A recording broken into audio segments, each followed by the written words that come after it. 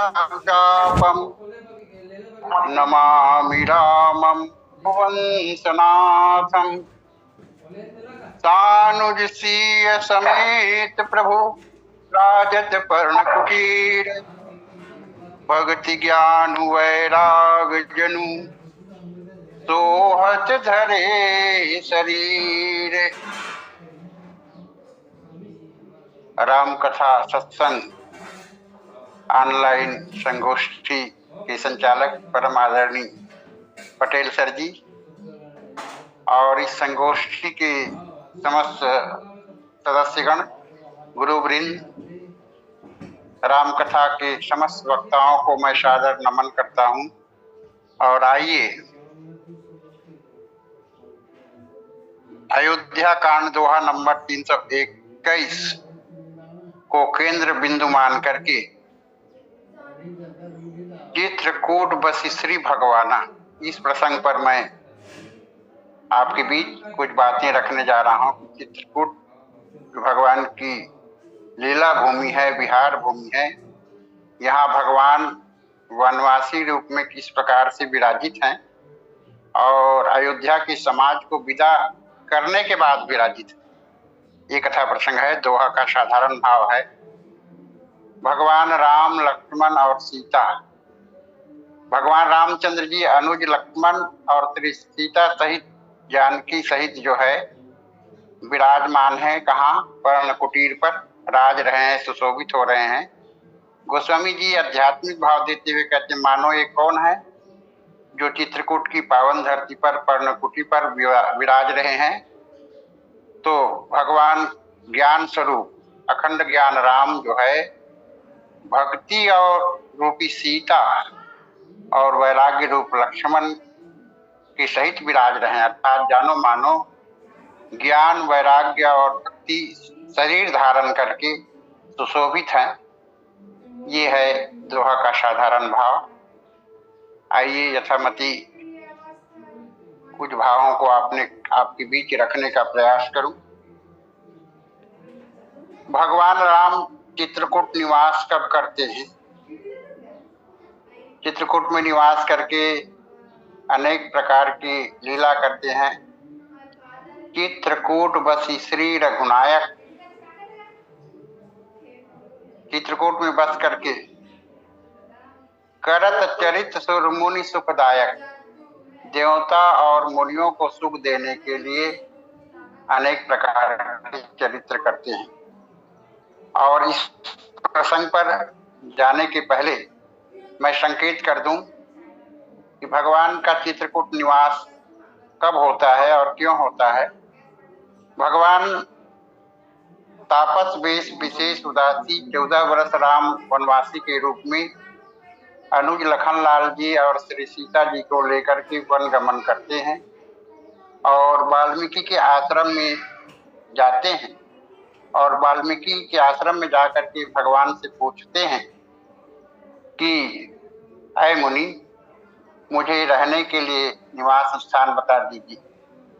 अस जी जान कहे सोई ठाऊं,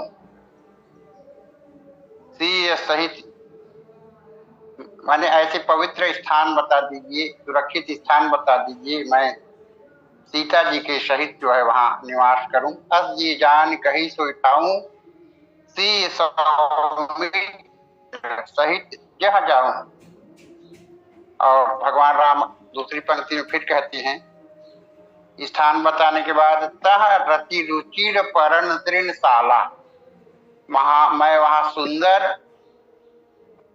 घास और पत्ते से कुटिया बनाऊंगा।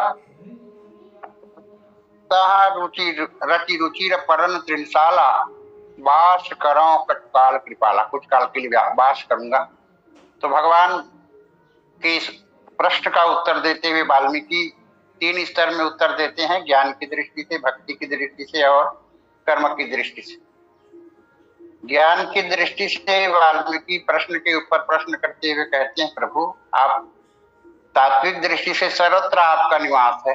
लीला में भले ही आप लीला कर रहे हैं मनुष्य के रूप में अवतार लेकर के, तात्विक दृष्टि से आप ब्रह्म है और ब्रह्म का सर्वत्र निवास है। पूछे मोहि की रहो कहा मैं पूछत सत्याऊं, जह न हो तह देहु कही तुम ही दिखाओ उठाऊं।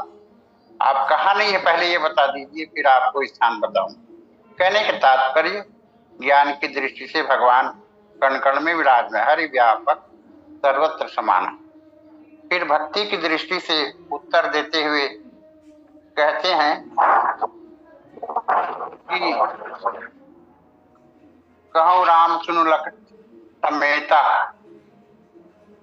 आप जो है लक्ष्मण सहित भक्तों के हृदय में, भक्तों के मन मंदिर में जो है निवास करो। सुनहु राम अब कहूं निकेता, जहां बसहूं सिय लखन समेता।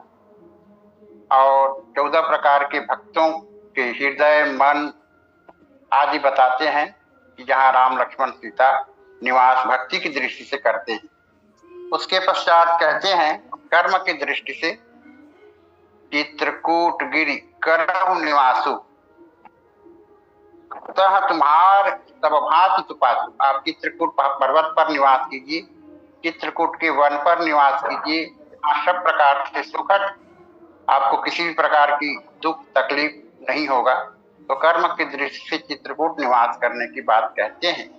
और वाल्मीकि के इसी वचन का पालन करते हुए भगवान वन पथ में चलते हुए चित्रकूट जाते हैं और चित्रकूट में राम लक्ष्मण और सीता सहित जो है पर्णकुटी बनाकर निवास करते हैं।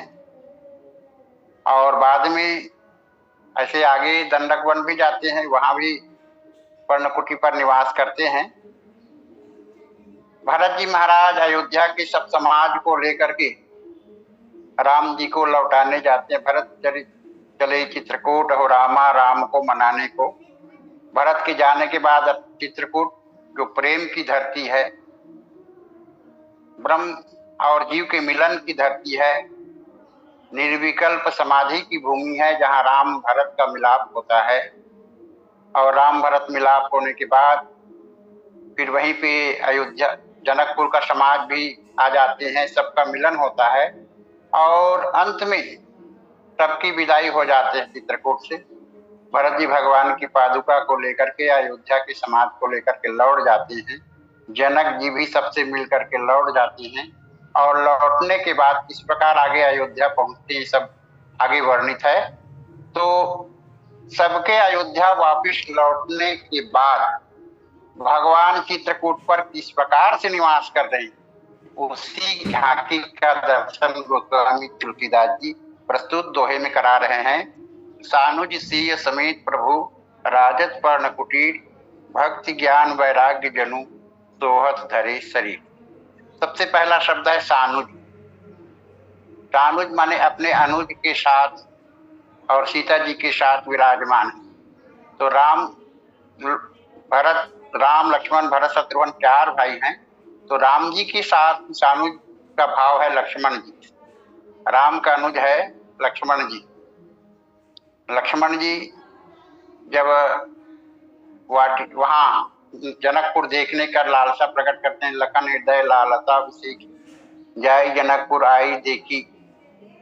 और भगवान राम विश्वामित्र जी से कहते हैं कि नाथ लखनपुर देखन चाही, प्रभु भय बहुरी संकोच तब डरही। इस प्रकार से आपके संकोच और डर के कारण से नहीं कह पा रहे हैं। यदि आपकी आज्ञा हो तो मैं तुरंत लक्ष्मण को नगर दर्शन करके दिखा करके ले आता हूँ। तो राम अनुज मन की गति जानी, वहां अनुज शब्द आया है। राम अनुज मन की गति जानी, भगत वत्सलता ही अहुलतानी। तो अनुज लक्ष्मण जी के लिए आया है। अनुज निशाचर कटक संहारा लक्ष्मण जी के लिए आया है। विश्वामित्र जी राम के साथ लक्ष्मण के चरित्र की अनिवार्यता को जानते हैं और इसलिए यज्ञ रक्षण में राम के साथ अनुज लक्ष्मण जी को भी मांगते हैं, वो ही मांगते हैं। अनुज समेत देहु रघुनाथा, निश्चर वध में हो तनाथा। और सीता जी भी जब संदेश भेजती हैं हनुमान जी के माध्यम से, तो अनुज समेत गहेऊ प्रभु चरना। तो राम और राम अनुज लक्ष्मण जी में अंडा और दंडा का संबंध है, अनिवार्य संबंध है, और एक दूसरे के बिना दोनों अधूरे हैं। ये अनुज शब्द का भाव। तो सानुज, अनुज के सहित, और साथ ही साथ सीता जी, सीता जी अर्थात जानकी मैया, जनक सुता जग जननी जानकी, अतिशय प्रिय करुणा निधान की, ताके युगपद कमल मनावो, जा कृपा निर्मल मति पावो। ये सीता जी के लिए है। और प्रभु तो स्वयं सामर्थ्यवान है, सीता जी के पति हैं, अयोध्या के राजा है, रघुकुल मणि है, रघुकुल का सिरमौर है। और प्रभु रामचरितमानस में राम के लिए प्रभु शब्द आया है। प्रभु माने प्रभुता संपन्न, प्रभु समरथ कौशलपुर राजा, प्रभु सामर्थ्यवान है, प्रभु ही बिलो की बोले मृदुबानी, और जिनके सामर्थ्य के समक्ष जो है कोई टिक नहीं सकता। और प्रस्तुत प्रसंग में सीता जी भक्ति के रूप में, लक्ष्मण जी वैराग्य के रूप में, और प्रभु अर्थात श्री रामचंद्र जी अखंड ज्ञान के रूप में, ज्ञान अखंड एक सीतावर, इस रूप में गोस्वामी जी दर्शन कराना चाहते हैं। और राजथ पर्ण कुटी, पत्ते की कुटिया पर, घास की कुटिया पर जो है राज रहे, तो शोभित हो रहे हैं, सोह रहे हैं, कहीं राजत है कहीं सोहत है। तो राजत पर्ण कुटी, अभी कुटी ऐसे वाल्मीकि आश्रम में भगवान कह चुके हैं कि तह रचि रुचि मृदुल, वहां मृदुल जो है पर्णकुटी बनाऊंगा और उस पर निवास करूंगा। लेकिन भगवान को पर्णकुटी बनाने की जरूरत नहीं पड़ा। भगवान के लिए, भगवान किसके लिए अवतरित हुए? देवताओं के लिए। तो देवता गण ही जो है भगवान के लिए पर्णकुटी बना करके रख देते हैं।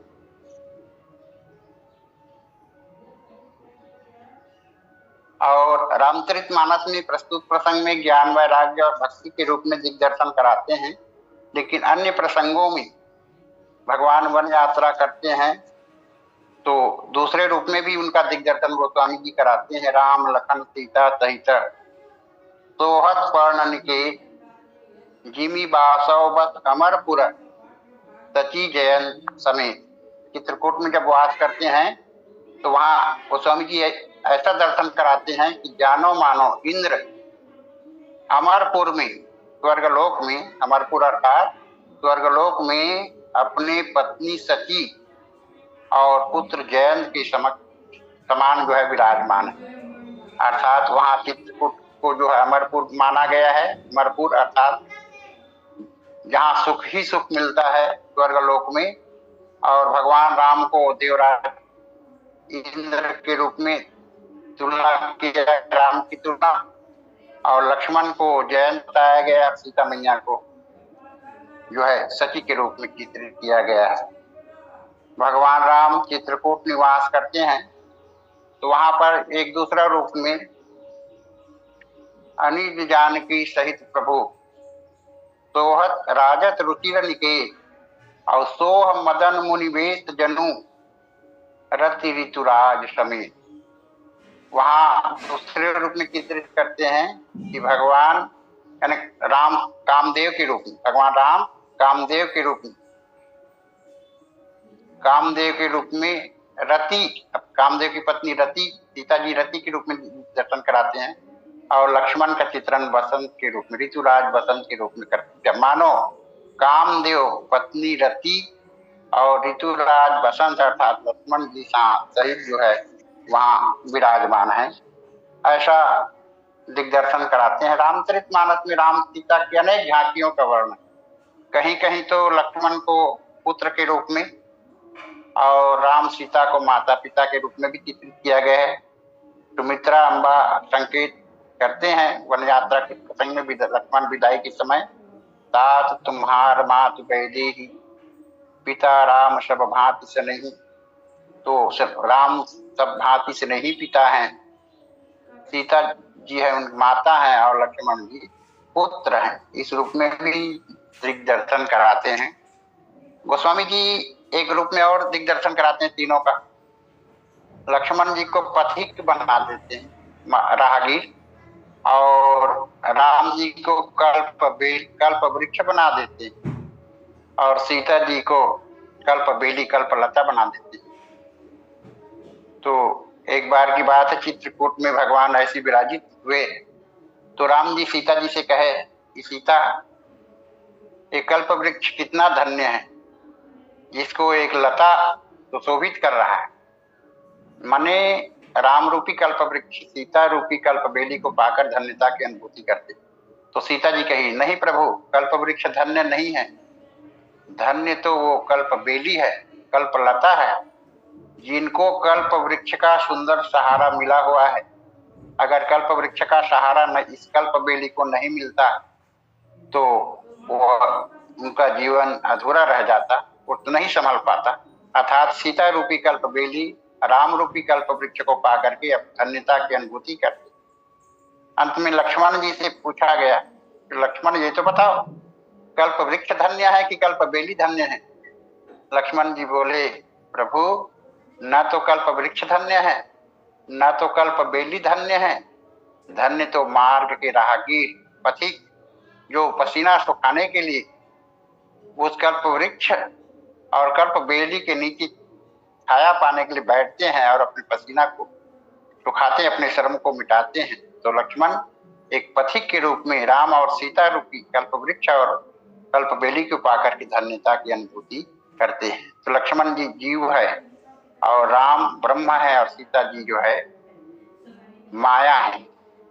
तो तीनों का परिचय ब्रह्म जी और माया के रूप में भी दिखाई गोस्वामी जी दिग्दर्शन कराते हैं वन यात्रा में। आगे राम लखन बन पाछे, तापस वेश विराजत काछे, उभय बीच सी सोहति कैसे, ब्रह्म जीव बीच माया जैसे। रामचंद्र जी ब्रह्म है, लक्ष्मण जी जीव है, जीवाचार्य है, और सीता जी जो है माया है, विद्या माया है। तो ब्रह्म और माया के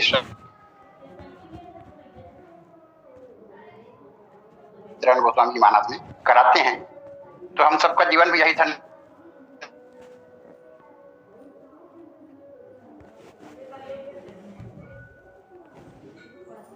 ज्ञान वैराग्य भक्ति विराजमान हो जाए तो जीव का जीवन जो है धन्य हो जाएगा। तो मैं कह रहा था, तानुज सीय समेत प्रभु राजत पर्णकुटी। राम जी ने कहा था कि मैं पर्णकुटी बनाऊंगा, लेकिन राम को पर्णकुटी बनाने की जरूरत नहीं। जिस स्वार्थी देवता के लिए राम जी का अवतरण हुआ है, इस देवताओं को राम जी ने आश्वासन दिया है, जनि डर पहु मुनि सिद्ध सुरेशा, तुम्हें लाग धरियो नरवेशा, अंसन सहित मनुज अवतारा, लइहो दिन करवंत उदारा।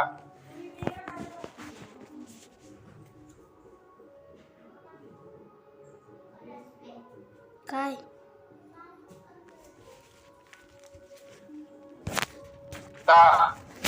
प्रभु राम लक्ष्मण और सीता के लिए पर्णकुटी बनाती। किसी ने पूछा कि पर्णकुटी बनाए किस रूप में बनाए, देवता के रूप में बनाए या और किसी रूप बनाए? तो देवता के रूप में बनाएंगे तो राम का ऐश्वर्य प्रकट हो जाएगा, राम को लोग जान जाएंगे। तो माधुर्य में ही ये देवतागण जो है कोल की रात का रूप धारण कर लेते हैं जीवन में चित्रकूट की धरती पर, और कोल की रात बन करके भगवान के लिए ये पर्णकुटी बनाते हैं। और चित्रकूट की पावन धरती पर उसी पर्णकुटी पर भगवान राम लक्ष्मण और सीता जो विराजित होते हैं। तो सानुज सीय समेत प्रभु राजत पर्णकुटी, और भक्त ज्ञान वैराग्य जनु सोहत धरे शरीर। तो प्रस्तुत करेंगे। तो भक्ति क्या चीज है? भक्ति सीता के लिए आया है। अरण्य कांड में राम गीता प्रसंग में भक्ति का निरूपण करते हुए भगवान राम लक्ष्मण जी से कहते हैं, ऐ लक्ष्मण, जिससे मैं द्रवित हो जाता हूँ, जिससे मैं पिघल जाता हूँ, जिसे भक्त जिसके माध्यम से मुझे बांध लेते हैं, वही भक्ति है। जाते वेग द्रवों में भाई, सोमम भगति भगति सुखदाई। और भक्ति स्वतंत्र है या परतंत्र? तो स्वतंत्र अवलंबन आना, यही अधीन ज्ञान विज्ञाना। और भक्ति का अनेक स्वरूप है। नवधा भक्ति का वर्णन है। वाल्मीकि प्रसंग में 14 प्रकार के भक्तों का स्मरण करते हैं जहां भगवान राम का वास होता है। तो भक्ति का स्वरूप बड़ा व्यापक है और भक्ति को नारी के रूप में माना गया है। माया भगति सुनो तुम जो नारी वर्ग जाने सबको। तो भक्ति के रूप में भगत सीता जी विराजमान है। ज्ञान क्या चीज है? तो इसी प्रसंग में अरण्यकांड के उसी राम गीता प्रसंग में ज्ञान का अर्थ है जानना। ज्ञान मान जहाँ एक नहीं, देखत ब्रह्म समान सब माही। जहाँ मान का भाव हो, अभिमान न हो और समूचे विश्व में ब्रह्म का दर्शन करे, राम का दर्शन करे, ईश्वर का दर्शन करे, तो वही जो है ज्ञान है।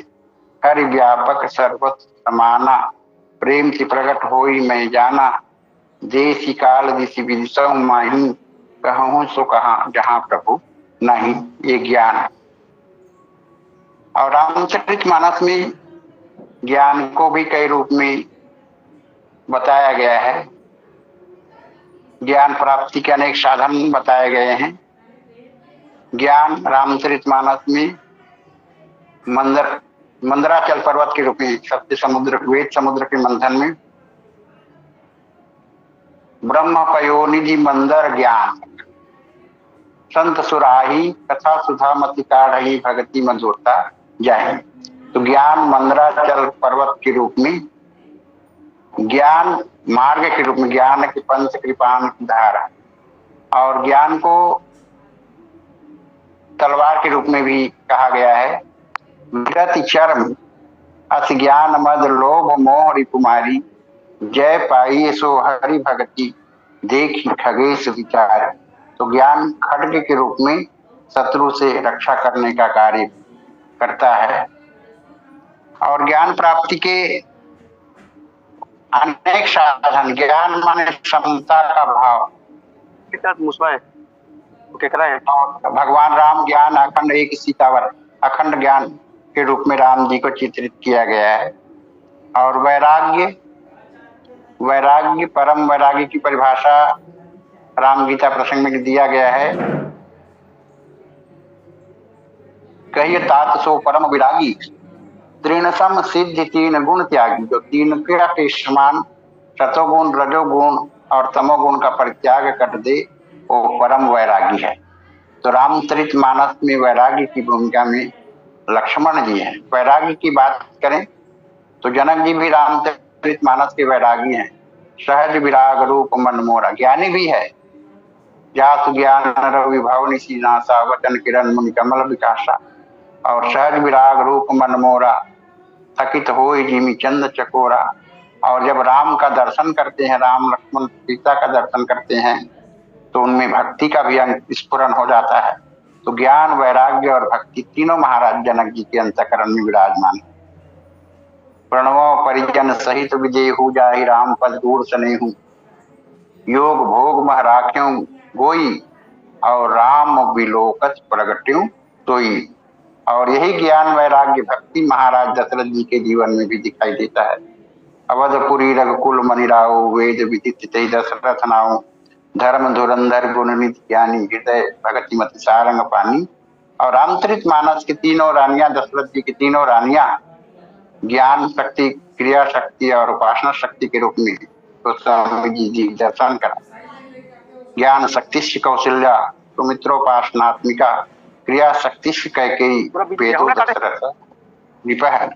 तो यहाँ प्रस्तुत प्रसंग में, चित्रकूट के पावन प्रसंग में भक्ति ज्ञान वैराग्य के रूप में सीता, राम और लक्ष्मण मानव साक्षात देह धारण करके विराजित हैं। वैराग्य की बात करें तो वैराग्य दो तरह की होता है। एक निवृत्ति वैराग्य और दूसरा प्रवृत्ति वैराग्य।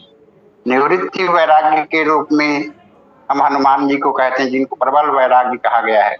प्रबल वैराग्य दारुण प्रभंजन तनय, और प्रवृत्ति वैराग्य, गृहस्थ में रह करके भी वैरागी जीवन व्यतीत कर सकते हैं, जैसे महाराज जनक, लक्ष्मण जी, भरत जी। ये प्रवृत्ति में रत वैराग्य है और जीवन में वैराग्य की आवश्यकता। वैराग्य के माध्यम से ज्ञान की प्राप्ति होती है। गुरु बिन होय की ज्ञान, ज्ञान की होई विराग बिनु, बिना वैराग्य के ज्ञान की प्राप्ति नहीं हो सकती। अर्थात बिना वैराग्य रूप लक्ष्मण के राम रूप ज्ञान जो है, अखंड ज्ञान जो है, सुरक्षित नहीं रह सकता। तो वैराग्य, ज्ञान के लिए वैराग्य की जरूरत है। और तीनों में, जीवन में तीनों में समन्वय की बड़ी आवश्यकता है। ज्ञान भक्ति और वैराग्य के बिना अधूरा है। वैराग्य भक्ति और ज्ञान के बिना अधूरा है, और भक्ति भी ज्ञान और वैराग्य के बिना अधूरा है।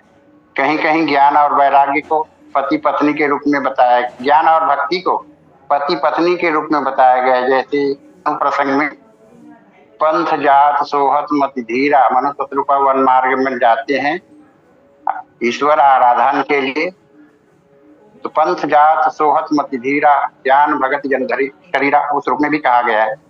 और कहीं कहीं भक्ति को माता के रूप में और ज्ञान वैराग्य को श्रीमद् भागवत की कथा प्रसंग पुत्र के रूप में भी बताया गया है। भक्ति माता के रूप में और ज्ञान वैराग्य पुत्र के रूप में, ये भी दिग्दर्शन गोस्वामी जी कराते हैं। तो मैं वैराग्य की आवश्यकता पर बल रहे, तो वैराग्य किस प्रकार से प्राप्त होता है, तो लक्ष्मण गीता ही, राम गीता प्रसंग ही बताया गया। भक्ति की साधन कहो बखानी, सुगम पंथ मोहि पावहि प्राणी, प्रथम ही विप्र चरण अति प्रीति, निज निज कर्म निरत श्रुति रीति, तेहि कर फल पुनि विषय विरागा, तब मम धर्म उपज अनुरागा। और दूसरा इसी प्रसंग में, धर्म से वैराग्य की प्राप्ति होती, धर्म से विरति, और योग से ज्ञान की प्राप्ति होती। और ज्ञान जब मिल गया तो ज्ञान मोक्ष वेद बखान, ज्ञान मुक्ति देता है, रीते ज्ञानान्नी मुक्ति। रामचरित मानस में वैराग्य ढाल के रूप में और ज्ञान तलवार के रूप में बताया गया है। शत्रु किसी युद्ध में विजय प्राप्त करना है तो दोनों की बड़ी आवश्यकता है, ज्ञान रूपी खड्ग की, तलवार की, और वैराग्य रूपी ढाल। ये ढाल गेंडे की खाल से बनाया जाता है, मोटे चमड़े की। जब शत्रु वार करता है तो शत्रु के वार से बचने के लिए गेंडे के खाल का बना हुआ ढाल चाहिए। उसी प्रकार से आध्यात्मिक जीवन में काम, क्रोध, लोभ, मोह आदि शत्रुओं पर विजय प्राप्त करने के लिए, आक्रमण से सुरक्षा करने के लिए वैराग्य का ढाल चाहिए। विरति चर्म अति ज्ञान मद लोभ मोह रूपी मारी, जय पाई सो हरि भगति देख खगेश विचारे।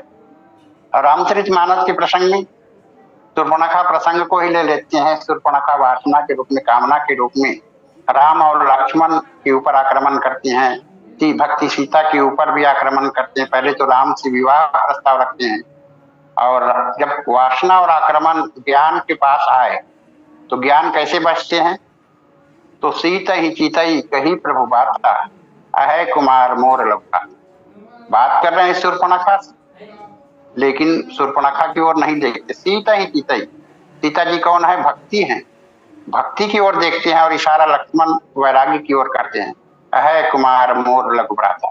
जब जीवन में कामना का आक्रमण आए, वासना का आक्रमण आए, तो भक्ति संयुक्त वैराग्य का आश्रय लेना चाहिए, जिसे कामना के आक्रमण से बच सकते हैं। तो इस प्रकार से वैराग्य एक ढाल के रूप। और जब अहे कुमार मोर लघु भ्राता कह करके लक्ष्मण के पास भेज देते हैं, तो जब लक्ष्मण के ऊपर कामना आक्रमण करती, वासना आक्रमण करती है, तो लक्ष्मण भी प्रभु की ओर देखते हैं, शूर्पणखा की ओर नहीं देखते। प्रभु ही विलो बोले मृदुबानी, प्रभु की ओर देखते हैं, अर्थात ज्ञान का आसरा लेते। तो वैराग्य को वचन ज्ञान के माध्यम से बताया जा सकता है। ज्ञान जिधर भक्ति हो, राम की ओर देखते हैं, प्रभु भी लोग की बोले मृदुबानी।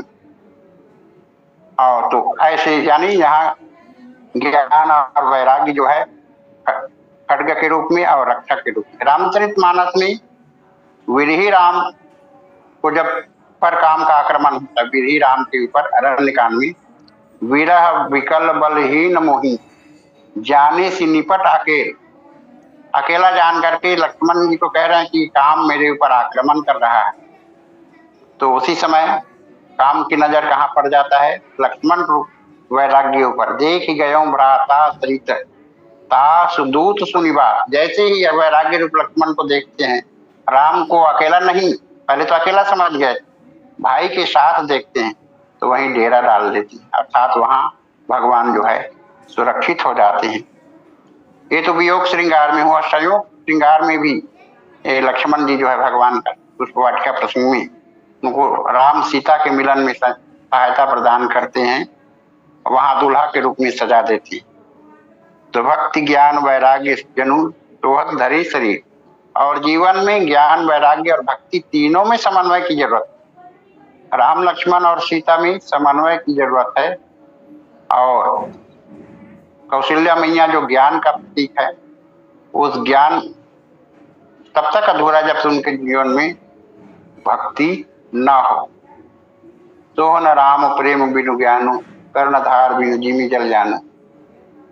और ज्ञान रूपी जल से स्नान करते, भक्ति जल से, तभी जो है ज्ञान के जीवन में पूर्णता आती है। ज्ञान के समान कोई पवित्र नहीं, न ही पवित्र में ही ज्ञान सदृशम। और ज्ञान दुर्लभ है, कहीं संत मुनि वेद पुराना मुनि, और ज्ञान जो है दुर्लभ है। इसी प्रकार से भक्ति ज्ञान वैराग्य जनु सोहत धरे शरीर, भक्ति के बिना ज्ञान व्यर्थ है। और भक्ति को भी सुरक्षा की जरूरत है। जैसे शूर्पणखा से विवाह प्रस्ताव करने पर शूर्पणखा से विवाह राम लक्ष्मण नहीं करते बल्कि विनोद करते हैं, उनको गेंद बना करके खेलते हैं, तो सीता जी के ऊपर आक्रमण करते हैं।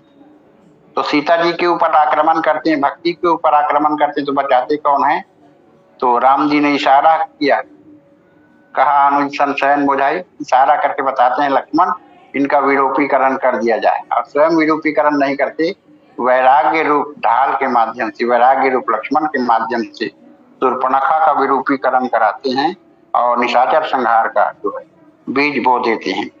तो इस प्रकार से चित्रकूट की धरती पर राम लक्ष्मण और सीता इस रूप में सुशोभित है, पर्णकुटी पर विराज रहे जानो मानो ज्ञान वैराग्य जीवन, और जीवों का समन्वय जीवन में होना चाहिए।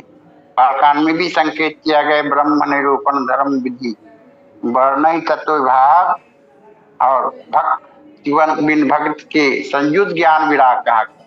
वहाँ संयुक्त ज्ञान विराग, भक्ति ज्ञान और वैराग्य जो है संयुक्त हो, तभी जीवन जो है सुरक्षित होगा, जीवन सुखमय होगा। तो हमारे अंतःकरण में ज्ञान वैराग्य और भक्ति का निवास होना चाहिए। जब तक ज्ञान के रूप में राम जी, वैराग्य के रूप में लक्ष्मण जी और भक्ति के रूप में सीता जी विराजमान है, तब तक विश्व की कोई भी शत्रु आक्रमण नहीं कर सकते। लेकिन जब जीवन से ज्ञान वैराग्य भक्ति निकल जाए, अयोध्या से ज्ञान वैराग्य भक्ति वनवासी बनकर निकल जाते हैं, तो वहां लोभ के रूप में मंथरा शासन करती है, क्रोध के रूप में कैकेयी शासन करती है, और काम के रूप में महाराज दशरथ जी के जीवन में काम आ जाता है, सन्निपात की स्थिति पैदा हो जाता है। तो जीवन में इन सन्निपातों से बचना है, इन रोगों से बचना है, तो चित्रकूट की धरती पर जाइए। वहाँ चित्रकूट में प्रेम की भूमि है, भगवान की विहार भूमि है, भगवान निरंतर वहाँ वास करते हैं। चित्रकूट मह बसत प्रभु नित्य लखन समेत। गोस्वामी तुलसीदास जी भी बार बार चित्रकूट जाया करते हैं राम लक्ष्मण सीता का दर्शन करने के लिए। और जब संसार रूपी भुजंग जो है काट देते हैं, तो उससे बचने के लिए चित्रकूट जाते हैं जड़ी लेने के लिए। भव भुजंग तुलसी नकुल दशरथ ज्ञान हरिले चित्रकूट एक औषधि चितवत हो तो सचेत। आज की कथा प्रसंग से यही सीख लेना है कि हमारे अंतःकरण में, आप सबके अंतःकरण में राम लक्ष्मण सीता ज्ञान वैराग्य और भक्ति का निवास हो और हमारे जीवन मंगलमय। इसी भाव के साथ मैं कथा को यही विराम देता हूँ। जय श्री राम। बोले श्यामा रामचंद्र भगवान की जय। बहुत बहुत धन्यवाद सर जी, आपके श्रीमुख से सुंदर कथा। सानुश्री समेत प्रभु राजन परण कुटीर, भगत ज्ञान वैराग्य जनु सोहत धरे शरीर। 2 क्रमांक 321 अयोध्या कांड के प्रसंग पर श्री लक्ष्मण जी और सीता जी के साथ सरकार पर्ण कुटी में ऐसे शोभित हैं जैसे भक्ति ज्ञान और वैराग्य शरीर धारण करके शोभित हो। यह इस दोहे का सरलार्थ है। यहाँ कवि सरकार की कथा को विश्राम दे रहे हैं। पहले जब आकर भगवान चित्रकूट में ठहरे थे तब आनंद का वर्णन करते हुए गोस्वामी जी ने लिखा था कि राम लखन सीता सहित शोभित परम निकेत जीव वासव बस अमर हो सची जयंत समेत। इस समय प्रभु से भरत जी की वियोगावस्था में है, क्योंकि अभी अभी उन्होंने भरत जी को विदा किया है, इसलिए पर्ण निकेत न कहकर पर्ण कुटीर गोस्वामी जी लिखते हैं। श्री लक्ष्मण जी की उपमा जैन से न देकर वैराग्य से दे रहे हैं, श्री सीता जी को सची न कहकर भक्ति कह रहे हैं, और सरकार को वासव अर्थात इंद्र न कहकर शरीर ज्ञान से उपमित कर रहे हैं। कहने का अर्थ है कि सरकार जिस अवस्था में रहे उसी में उनकी शोभा है। यहाँ कथा को विश्राम देकर अब यहाँ से जहां से भरत चरित को उन्होंने छोड़ा था, भरत जी की दशा का वर्णन गोस्वामी जी आगे करते हैं। आपको सुनने वाले सभी 46 श्रोताओं का प्रति आभार, धन्यवाद। आपको भी धन्यवाद। और सभी से निवेदन है कि समय अनुसार जुड़ेंगे, कथा भी सुनाएंगे। किस दिन विजय नंद कुमार